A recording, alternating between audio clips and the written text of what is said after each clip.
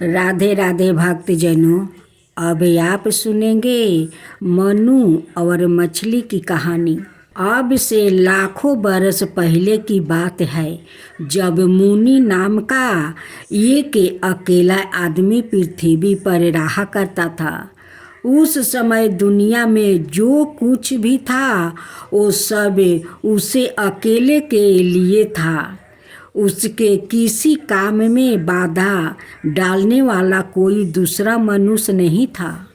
एक दिन मुनि नदी में खड़े अपने हाथों में पानी लेकर पी रहे थे कि तभी उनके हाथों में पानी के साथ एक नन्ही सी मछली आ गई। उसने मनु से कहा, इस नदी में बहुत बड़ी बड़ी मछलियाँ हैं, मुझे उनसे डर लगता है, वो मुझे खा जाएगी, तुम मेरी जान बचा लो। मुनि ने उसे ले जाकर एक सूखी हुई लौकी के तंबू में पानी भरकर छोड़ दिया। अकेले दिन सवेरे जब वो सो कर उठे तो उन्होंने देखा कि मछली की गर्दन तंबू के मुंह में फंसी हुई थी। रात भर में ही वो इतनी बड़ी हो गई थी कि तंबू में समा नहीं सकती थी। मछली ने मनु से कहा, यह तंबू तो बहुत छोटी है, इसमें तो मैं करवट भी नहीं ले सकती। मुझे तुम किसी बड़ी जगह रखो जहाँ मैं थोड़ा घूम फिर सकूं। तंबू लेकर मनु एक तालाब के किनारे गया और मछली को निकाल कर तालाब में छोड़ दिया। कुछ दिन के बाद जब मनु उस तालाब के पास पहुँचे तो उन्होंने देखा कि मछली बहुत बड़ी हो गई है। मछली ने मनु को देखते ही उनसे कहा, यह तालाब भी बहुत छोटा है, मैं इसमें कहीं घूम फिर नहीं सकती, तुम मुझे यहाँ से ले चलो, किसी सागर में छोड़ आओ। अब तो मैं इतनी बड़ी हो गई हूँ कि बड़ी से बड़ी मछलियाँ भी मुझे निगल नहीं सकती। मनु ने मछली को उठाकर अपने कंधों पर डाल लिया और उसे दोनों हाथों से पकड़कर सागर तक ले गया। जब वो उसे सागर के जल में छोड़ने गया तो मछली ने कहा, तुमने मुझ पर बड़ा उपकार किया है, मैं इसका बदला जरूर चुकाऊंगी। कुछ दिन बाद पृथ्वी पर घनघोर वर्षा होगी, भयंकर बाढ़ आएगी, सब और जल ही जल दिखाई देगा। जंगल और पहाड़ भी पानी में डूबने लगा। तब तुम लकड़ी की एक नाव लेकर मेरे पास यहाँ चले आना, मैं तुम्हें प्रतीक्षा करती मिलूंगी। तुम नाव पर बैठ जाना और मेरी पूंछ को कस कर पकड़ लेना, मैं तुम्हें डूबने नहीं दूंगी। मनु ने उसी दिन से एक सूखे हुए पेड़ के तने को नखुले पत्थरों से खुरूच खुरूच कर एक नाव बनाना शुरू कर दिया। सन के रेशों को बाँट बाँट कर एक बड़ी सी रस्सी भी तैयार की। कुछ दिनों के बाद पृथ्वी पर सचमुच बड़े आंधी तूफान आया। दिन रात मूसलाधार पानी बरसा, पृथ्वी पर जल ही जल दिखाई देने लगा। बड़े बड़े ऊंचे पेड़ भी पानी में डूबने लगा। मनु पेड़ के तने की नाव को सन की रस्सी से बांधकर खींचते हुए सागर के किनारे ले गया। उन्होंने ढेर सारे अंगूरों के गुच्छे भी तोड़ कर रख लिया था। जब वो सागर के किनारे पहुँचे तो मछली उन्हें वहाँ मिली। मनु नाव को पानी में ढकेल कर उस पर बैठ गया। उन्होंने रस्सी का दूसरा सिरा मछली की पूंछ में बांध दिया। मछली और सागर में बहुत दूर तक ले गई। ऊपर आसमान और नीचे जहाँ तक दृष्टि जाती पानी ही पानी था। दिन पर दिन और रात पर रात बीतते गए। मनु रोज सवेरे शाम एक अंगूर का दाना खुद खाते और एक पानी में फेंक कर मछली को खिला देते थे। बहुत दिनों के बाद पानी कुछ कम होना शुरू हुआ और उसके भी बहुत दिनों बाद पानी के बीच में से धरती उठती सी मालूम हुई। फिर वो और ऊपर उठ आई। मनु नाव से उतरकर फिर पृथ्वी पर रहने लगा, पर इस बार वो अकेले नहीं थे। जल प्रलय के बाद वहाँ बहुत से नए जीवधारी पैदा हो गया। उनमें से बहुत से मनुष्य भी थे। अदिति और घोष दुनिया में सबसे पहले पैदा होने वाले स्त्री पुरुष थे। उनमें अदिति और अदिति के पुत्रा वरुण हुए। वरुण ने बहुत लंबी आहू पाई। उसके रोम रोम के बाल सफ़ेद थे और घुटनों तक लंबी सफ़ेद दाढ़ी थी। किसी को यह पता नहीं था कि उनकी आहू कितनी है। उनके अनगिनत पुत्रा पुत्रियाँ, नाती पोते परपोते आदि थे। वो सब अपने अपने घर बनाकर रहते थे। उनमें से कुछ शिकार खेलते, कुछ मछलियाँ पकड़ते और कुछ खेती भी करने लगे थे। चोरी वो नहीं करते थे, पर उनमें से आपसी लड़ाई झगड़े की घटनाएं अक्सर होने लगी थी। अक्सर हत्याएं तक हो जाती थी। एक बार उन सबने सोचा, हम क्यों ना किसी एक को अपना राजा चुन ले। वो हमारे झगड़े निपटाएंगे, अपराधियों को दंड दे, जिससे हम सुख शांति से रह सके।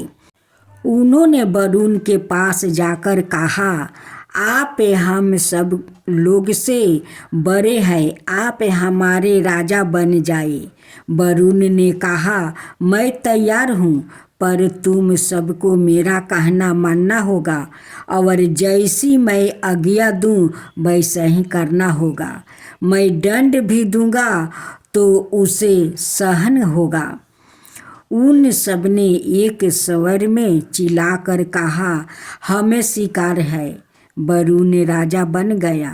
आहू के साथ उनके शरीर की शक्तियाँ कम होने की वजह बढ़ने लगी।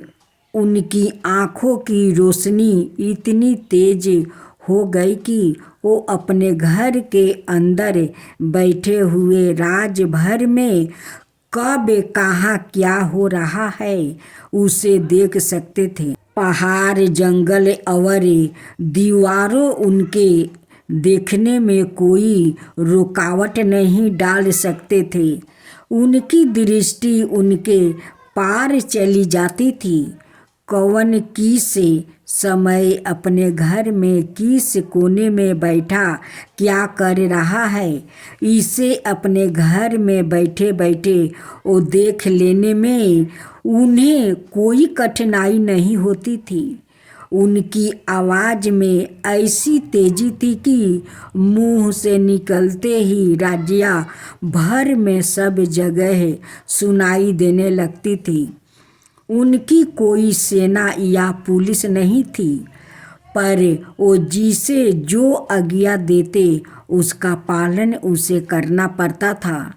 वो किसी को किसी से भी पकड़वा कर अपने सामने बुलवा सकते थे और उसे दंड दे सकते थे। सबके मन में डर बैठ गया था।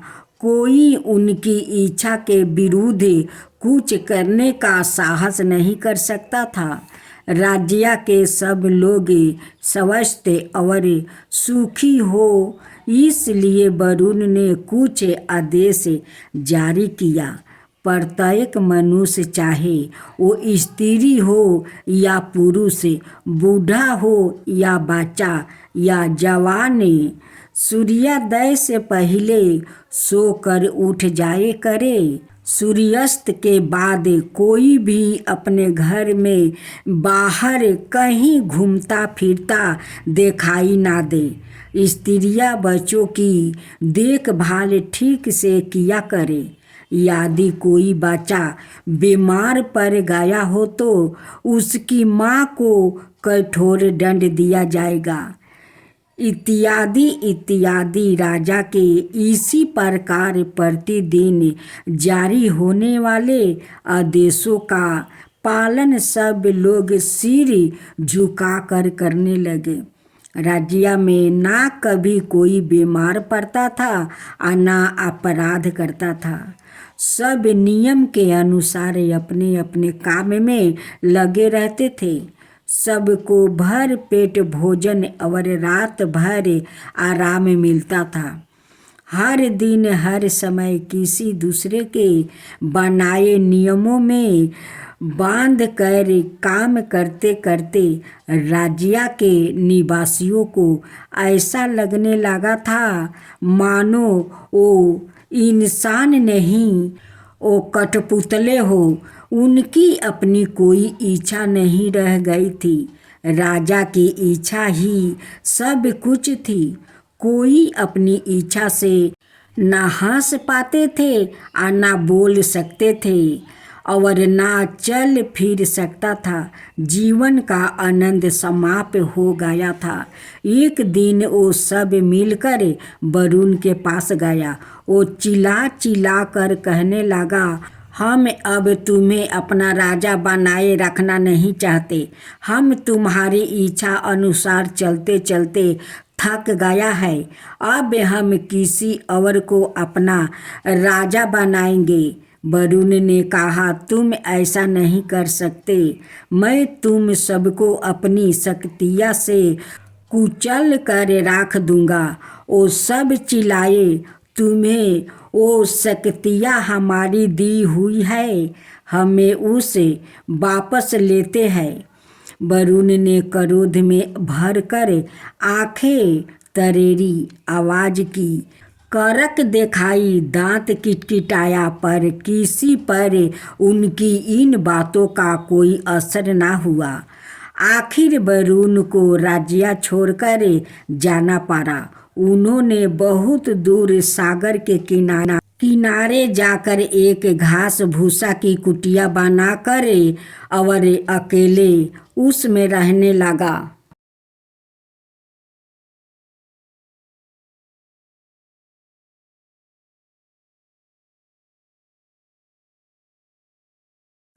अब सुने धर्मराज की कथा।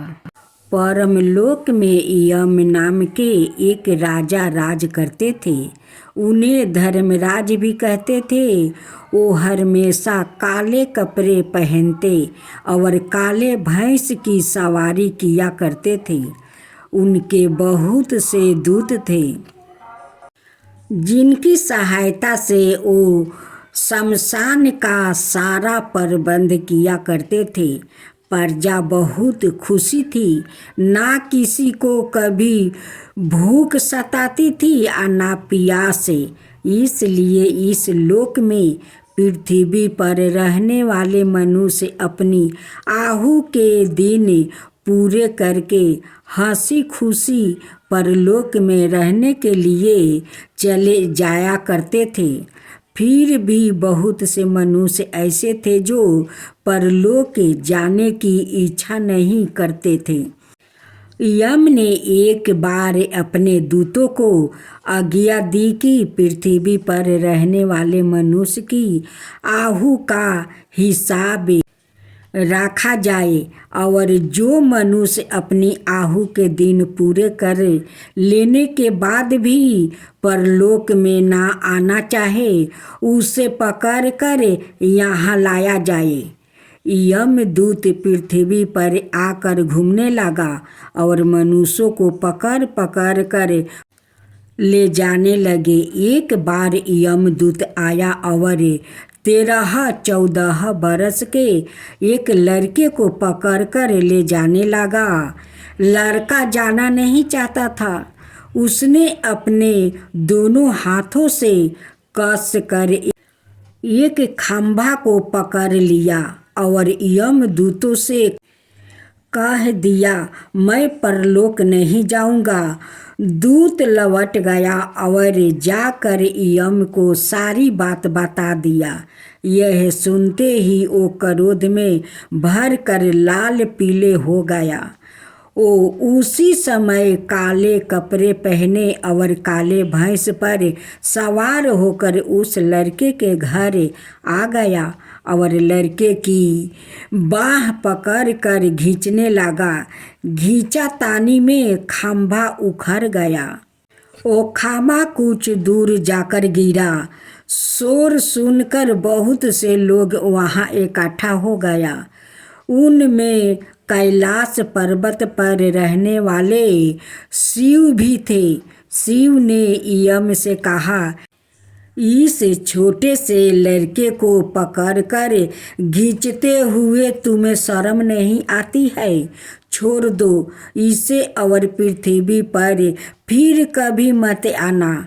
यम अपना सा मुंह बनाकर आपस लौट गया। उन्होंने अपने दूतों को भी पृथ्वी पर भेजना बंद कर दिया। उन्होंने आज्ञा दी कि कोई मनुष्य परलोक में आना भी चाहे तो उसे किसी रास्ते से ना आने दिया जाए। अब मनुष्यों को परलोक में जाना बंद हो गया। जो मनुष्य जन्म लेता वो फिर पृथ्वी पर ही रहता था। उसके बच्चे और बच्चे के बच्चे भी वही रहते थे। इस प्रकार कुछ ही दिनों में पृथ्वी पर रहने वाले बच्चों, जवान, स्त्री, पुरुष की संख्याएं इतनी अधिक बढ़ गई कि उनके रहने के लिए जगह की कमी होने लगी। खाने पीने की वस्तुओं भी इतनी कमी हो गई कि लोग भूखे मरने लगे। दुखी होकर लोग ने शिव जी के पास जाकर विनती की कि वो उनके लिए परलोक जाने के रास्ते खुलवा दे। शिव जी ने यम से कहा, तुम पहले की तरह अपने दूतों को पृथ्वी पर भेजते रहो। तब से यमदूत पृथ्वी पर बार बार आते रहते हैं और जिस मनुष्य की आहू के दिन पूरे हो जाते हैं उसे अपने साथ परलोक ले जाते हैं। अब सुने मारुति की कहानी। एक दिन तेज हवा चल रही थी। तभी आकाश में बादल घेर आया। हवा बादलों को तितर बितर कर देने चाहती थी और बादल घेर घेर कर बरसाना चाहते थे। इस प्रकार दोनों में कुछ देर तक लड़ाई होती रही। फिर आकाश साफ हो गया। यह कहानी उन दिनों की है जब पृथ्वी पर जाड़ा, गर्मी, बरसात और बसंत चारों मौसमों अलगा अलगा नहीं होते थे। दिन रात जब देखो तब वर्षा होती रहती थी। अक्सर बहुत बहुत दिनों तक सूर्य दिखाई नहीं देता था। हिमालय पर्वत पर किसी गांव में दीति नाम की एक स्त्री रहती थी।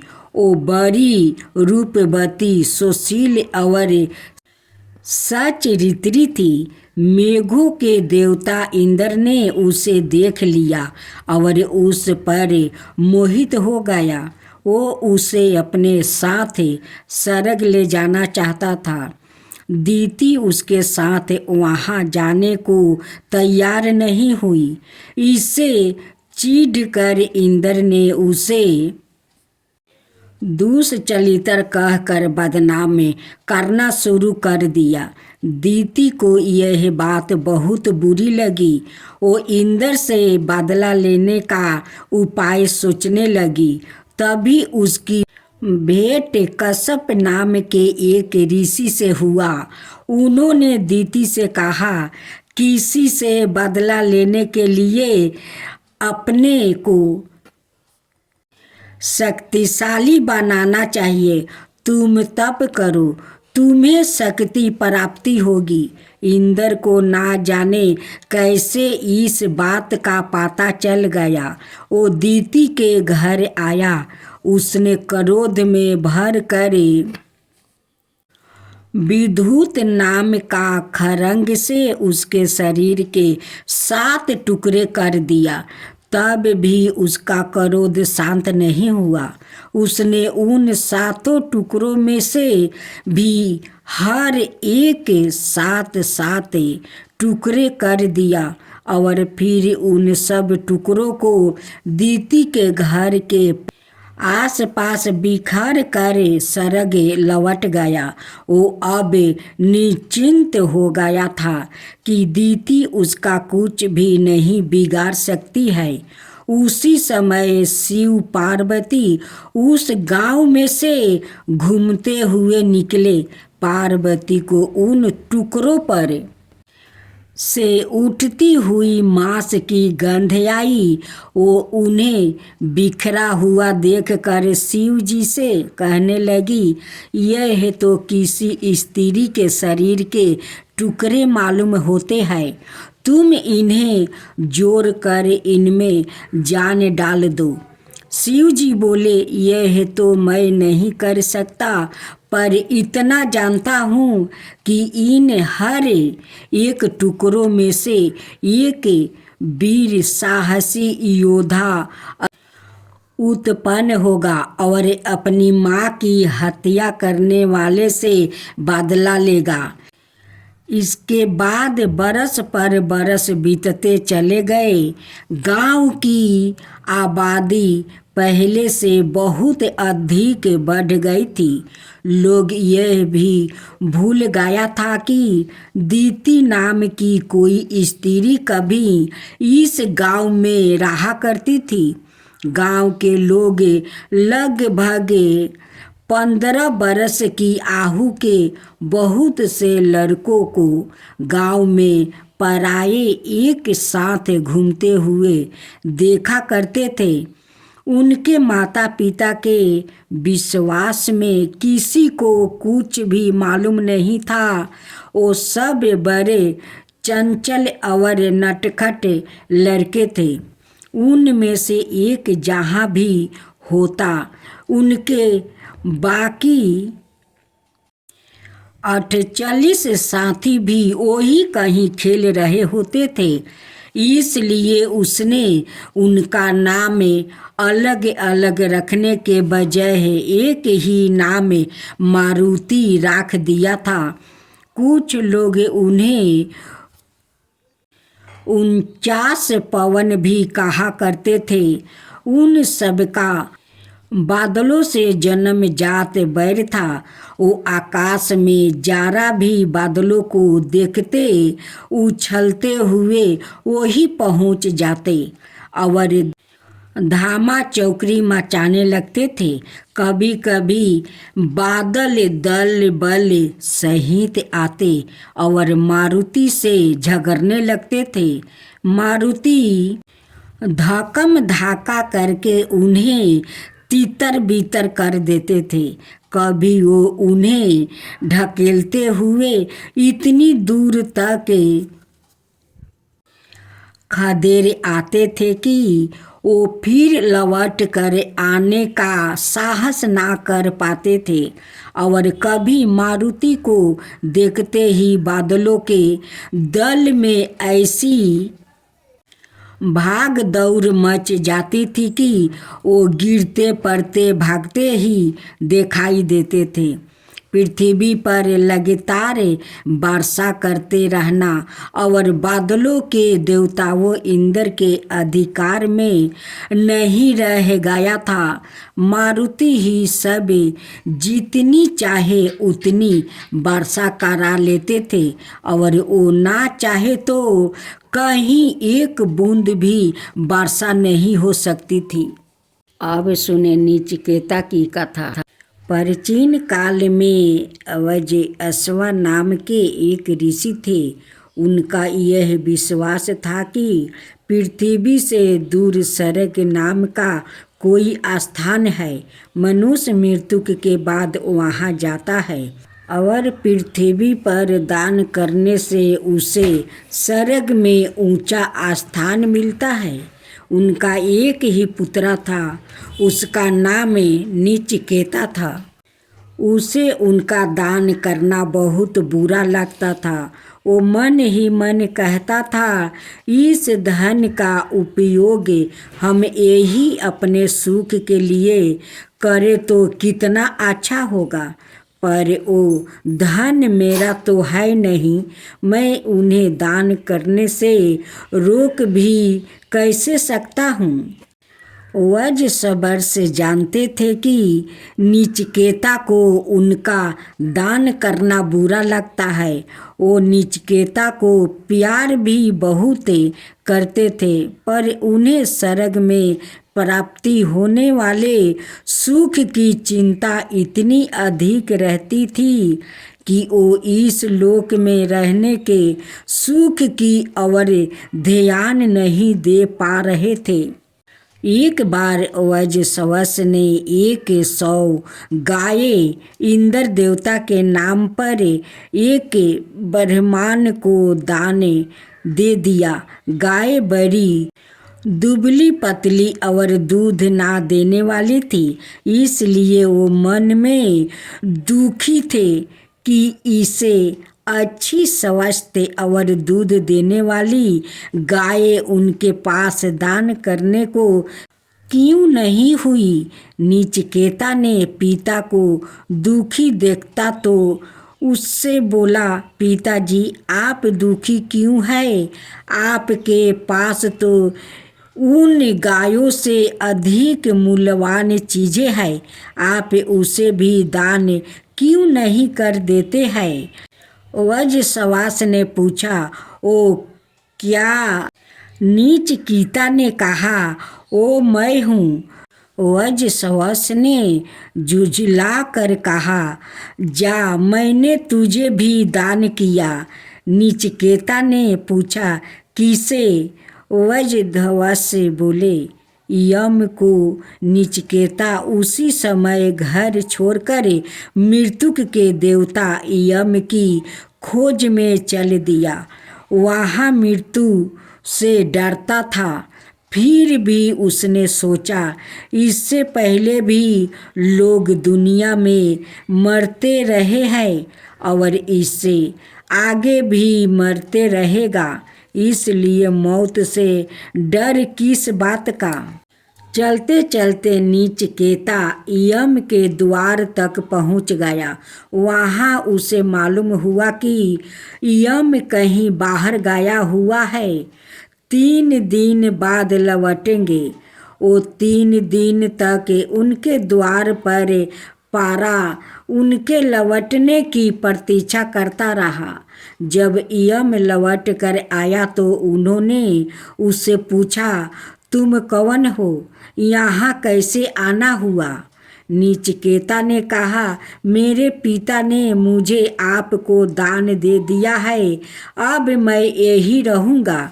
यम बोला, दान दान कैसा दान? दान के तो दो पक्ष होते हैं, एक देने वाला और एक लेने वाला। जहाँ लेने वाला कोई मौजूद ना हो वहाँ दान कैसा। नचिकेता ने कहा, पृथ्वी पर मनुष्य तो देवताओं के नाम पर बड़े बड़े दान देते हैं। नचिकेता ने यम से बहुत तर्क किया, पर वो किसी तरह उसे अपने साथ रहने को तैयार नहीं हुआ। आखिर उसे अपने घर लौट कर आना पड़ा। पिता ने उसे देखा तो आश्चर्य में पड़ कर रह गया। उन्हें नचिकेता के लौट आने से मन में खुशियाँ तो बहुत हुई, पर बोले, मैंने तो तुम्हें दान कर दिया था, फिर तुम लौट कैसे आए। नचिकेता ने कहा, देवता किसी का दान नहीं लेते।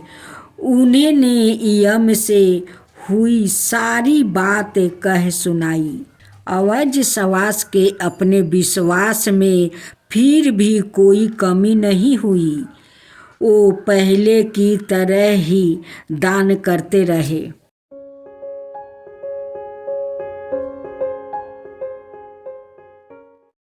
राधे राधे भक्तजनों, अब आप सुनेंगे विश्वामित्र और वशिष्ठ की कथा। हमारे देश में किसी समय एक राजा थे। उनका नाम विश्वामित्र था। उनके 10 पुत्र थे। उनके पास बहुत बड़ी सेना और अतुल धन संपत्ति थी। प्रजा में सब लोग उनका बड़ा दमदामा मानते थे। एक बार वो अपने राज्य के किसी जंगल में शिकार खेलने गया। उनके 10 पुत्र और बहुत से सैनिक भी उनके साथ थे। जंगल में डेरे डाल दिया गया, तंबू ताना गया। वहाँ से कुछ दूर एक घास भूसे की कुटिया थी, जिसमें वशिष्ठ मुनि रहा करते थे। उन्होंने जब सुना कि राजा जंगल में आए हुए हैं, तो एक दिन विश्वामित्र को अपनी कुटिया पर भोजन के लिए आमंत्रित किया। विश्वामित्र जब अपने पुत्र और कुछ सैनिकों के साथ कुटिया पर पहुँचे तो वशिष्ठ ने उसका बड़ा स्वागत सत्कार किया। उन्होंने सोने चांदी के बर्तनों में परोस कर तरह तरह के स्वादिष्ट भोजन कराया। भोजन करने के पश्चात राजा ने वशिष्ठ से पूछा, आप रहते तो घास भूसे की कुटिया में है, आपने यहाँ यह सोने चांदी के बर्तन और खाने पीने की यह वस्तु कहाँ से जुटा लेते हो। वशिष्ठ ने कुटिया के पास बंधी हुई गाय को दिखते हुए कहा, मेरे पास यह नंदिनी गाय है। यह मन भर दूध रोज देती है, इसलिए मुझे कभी किसी चीज़ की कोई कमी नहीं होती है। मैं जब जो चीज़ चाहूँ दूध के बदले में प्राप्ति कर सकता हूँ। नंदिनी गाय को देखकर राजा मोहित हो गया। वो वशिष्ठ से कहने लगा, यह गाय मुझे दे दो, मैं इसके बदले में तुम्हें 500 गाय और इतने ही सोने के सिक्का दे सकता हूँ। राजा समझते थे कि उनके राज्य में कोई उनकी बात को टालने का साहस नहीं कर सकता है, पर वशिष्ठ ने उन्हें गाय देने से साफ मना कर दिया। राजा नाराज हो गया। उन्होंने अपने सैनिकों को गाय को खूंटे से खोलकर ले जाने की आज्ञा दे दिया। सैनिक गाय को खोलकर चलने लगे। गाय वहाँ से जाना नहीं चाहती थी। वो बार बार लफाती और सिर हिलाती और बसीठ जी की ओर देख कर आंखों से आंसू बहाने लगती। बसीठ जी से रहा नहीं गया। उन्होंने क्रोध में भर कर जोर से चिल्लाकर कहा, छोड़ दो गाय को। राजा होने का यह तो अर्थ नहीं कि तुम प्रजा की कोई भी चीज जब चाहो लेकर चल दो। कुटिया पर मचा हुआ शोर सुनकर पास के खेतों में काम करने वाले किसान लाठियाँ लेकर वहाँ आ गया। राजा ने आज्ञा दी, इन सबको मार कर भगा दो और गाय को ले चलो। सैनिकों और किसानों में युद्ध होने लगा। राजा के 10 पुत्र भी सैनिकों को साथ हो लिया। उनके पास से बरछी, भाला, बलम, तलवार, फरसा आदि तरह तरह के हथियारों थे। किसानों ने पास केवल लठियाँ थी। युद्ध कई दिनों तक चलता रहा। राजा ने राजधानी से और सैनिक बुलवा लिया। किसानों ने भी राज्य भर के गांव-गांव में डुगडुगी पिटवा कर किसानों को इकट्ठा कर लिया। राजा के अनेक वीर सैनिक और 10 पुत्र युद्ध में मारे गए और कितने ही मैदान छोड़कर भाग गया। राजा को अपनी इस हार से बहुत दुख हुआ। युद्ध में हुए रक्तपात ने उन्हें युद्ध और हिंसा की नृत्य कथा का बोध करवाया। उन्हें वैराग्य हो गया और वो सन्यासी बनकर अकेले हिमालय की ओर चले गया। अब प्रश्न यह था कि राजा कौन हो और राज काज कैसे चले। किसानों ने बसीठ से कहा कि आप राजा बन जाए, पर वो तैयार नहीं हुआ। उन्होंने कहा, तुम्हें खुद अपने पर राज करना चाहिए। गांव-गांव में पंचायतें और सभाएं बना लो और वही राजकाज का सारा काम किया करो। किसानों ने वैसा ही किया। तब से किसी एक आदमी को राजा बनकर राज करने का अधिकार नहीं रहा। प्रजा ही राजा बन गया। अब गरुड़ की कहानी सुने। कश्यप नाम के एक राजा थे। उनकी 12 रानियां थीं। उनमें से एक का नाम मीनता था। उसके एक पुत्र था। उसकी नाक गरुड़ पंछी की नाक के समान ऊंची उठी हुई और बड़ी बड़ी गोल गोल आँखें थी। इसलिए सबने उसका नाम गरुड़ रख दिया था।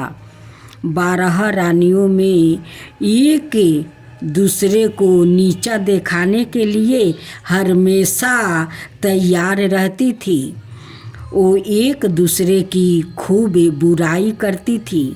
मीनता उनमें से सबसे सीधी थी।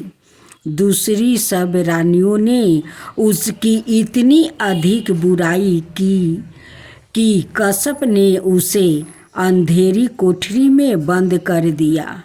वहाँ उसके पुत्र गरुड़ को भी उससे मिलने नहीं दिया जाता था। गरुड़ बेचारा अकेला इधर उधर मारा फिरता था।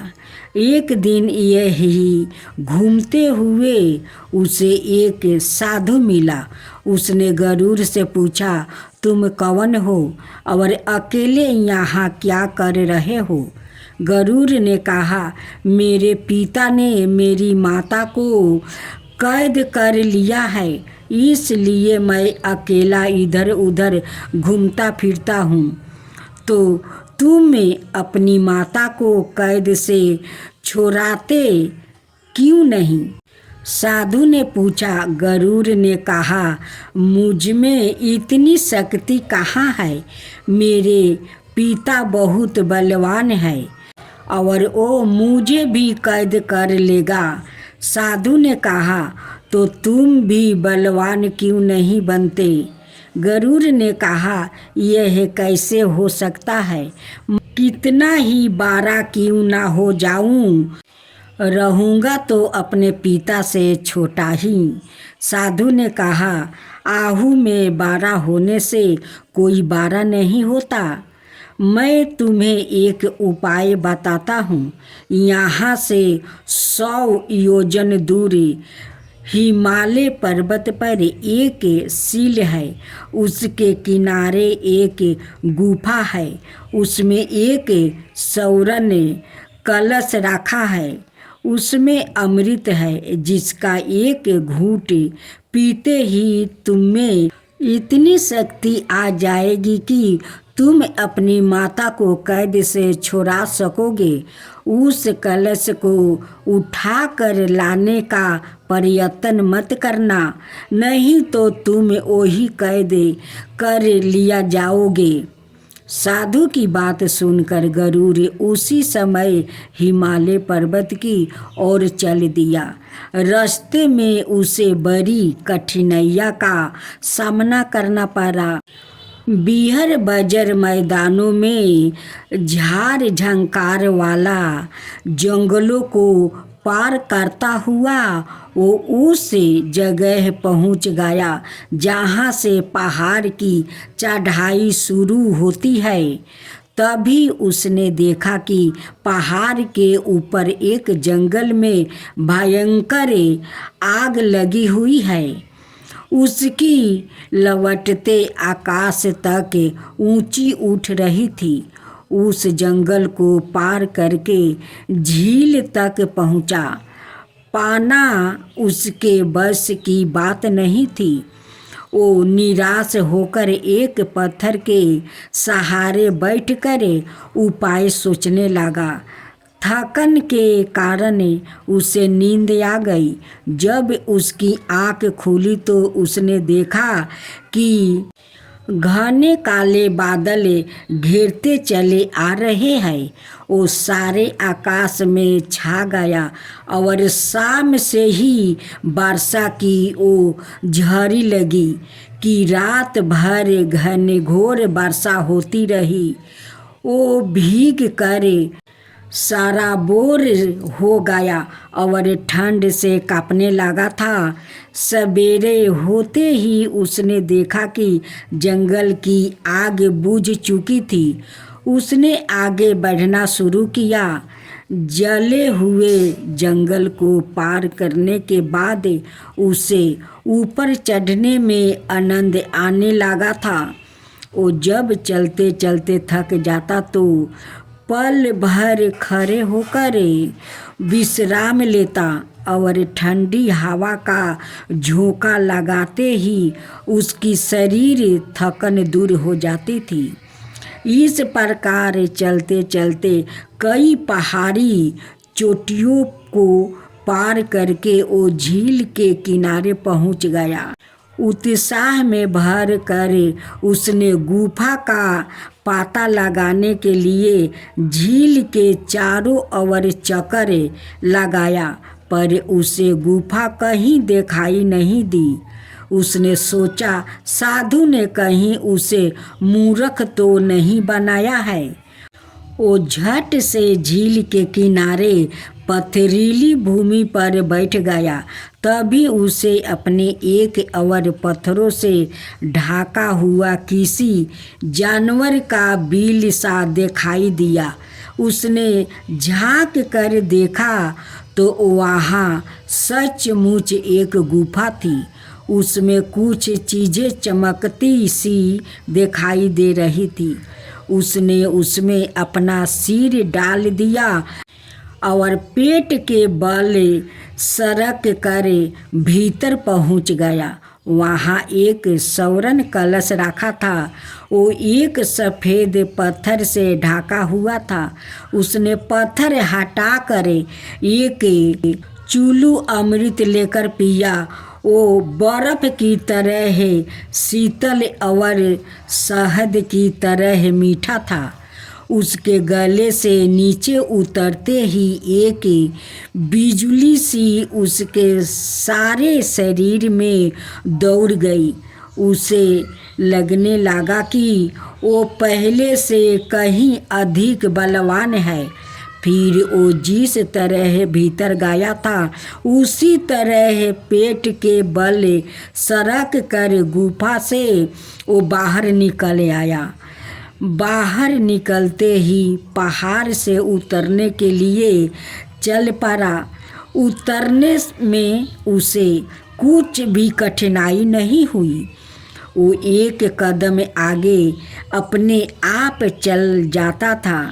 पहाड़ से उतर कर जंगल और मैदान पार करता हुआ वो अपने घर लौट आया।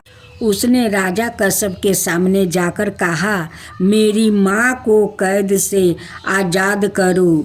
वो तुम्हारी पत्नी ही नहीं, मेरी माँ भी है। तुम्हें उसे कैद रखने का कोई अधिकार नहीं है। तुमने उसे ना छोड़ा तो मैं कोठरी के केवाड़ तोड़ दूंगा। कश्यप यह सुनकर हक बक से गरुड़ को देखते ही रह गया। वो कुछ कहे इससे पहले ही गरुड़ ने फिर से गरज कर कहा, तुम्हें यदि राजा होने का गर्व है तो आओ मुझसे युद्ध करो। यह तो तुम संसार में रहोगे या मैं। गरुड़ की इस चुनौती को सुनकर कश्यप का मुख क्रोध से लाल हो गया। उनकी भुजाएं पकड़ने लगी। उन्हें गरुड़ का शरीर पहले से अधिक बड़ा मालूम हो रहा था। उन्होंने मन में सोचा कि यदि मैंने इसे युद्ध में हरा दिया तो सब यही कहेंगे कि इस बालक को हरा कर तुमने कोई बड़ी विजय प्राप्ति नहीं की, और यदि मैं इससे हार गया तो बड़ी बदनामी होगी। इसलिए उन्होंने बात मानते हुए कहा, मैं तुझसे क्या युद्ध करूँगा बालक, तू अपनी माँ को लेकर चला जा। गरुड़ अपनी माँ मीनता को कैद से आज़ाद करवा कर उसे अपने साथ लेकर अपने नाना दच के घर चला गया। अब सुने लपसी तपसी की कथा। एक लपसी था, एक तपसी था। तपसी हमेशा भगवान की तपस्या में लीन रहता था। लपसी रोजाना 1.25 सेर की लपसी बनाकर भगवान का भोग लगाकर ही जिमाता था। एक दिन दोनों झगड़ा करने लगा। तपसी बोला, मैं रोज भगवान की तपस्या करता हूँ इसलिए मैं बारा हूँ। लपसी बोला, मैं रोज भगवान को 1.25 सेर लपसी का भोग लगाता हूँ इसलिए मैं बारा हूँ। नारद जी वहाँ से गुजर रहे थे। दोनों को झगड़ता देखकर रुक गए और उनसे पूछा कि तुम क्यों लड़ रहे हो। तपसी ने खुद के बारा होने का कारण बताया और लपसी ने अपना कारण बताया। नारद जी बोले, तुम्हारा फैसला मैं कर दूंगा। दूसरे दिन लपसी और तपसी नहाकर अपनी रोज की तरह भक्ति करने आए तो नारद जी ने छुप करके 1.25 करोड़ की एक अंगूठी उन दोनों के आगे रख दिया। तपसी की नज़र जब अंगूठी पर पड़ी तो उसने चुपचाप अंगूठी उठाकर अपने नीचे दबा लिया। लपसी की नज़र अंगूठी पर पड़ी लेकिन उसने ध्यान नहीं दिया। भगवान को भोग लगाकर लपसी खाने लगा। नारद जी ने सामने आए तो दोनों से पूछा कि कौन बारा है।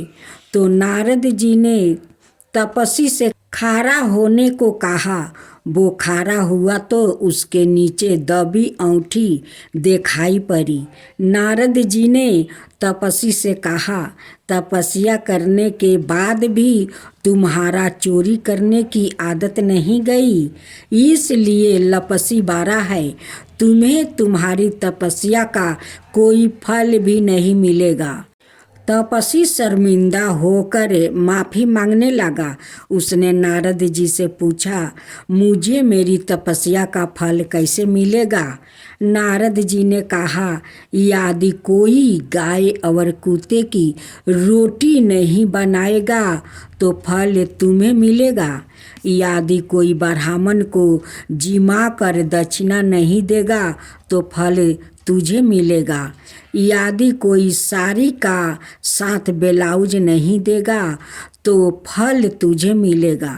यदि कोई दिए से दिए नहीं जलाएगा तो फल तुझे मिलेगा। यदि कोई सारी कहानी सुने लेकिन तुम्हारी कहानी नहीं सुने तो फल तुझे मिलेगा। उसी दिन से हर व्रत कथा कहानी के साथ लपसी तपसी की कहानी भी सुनी और कही जाती है।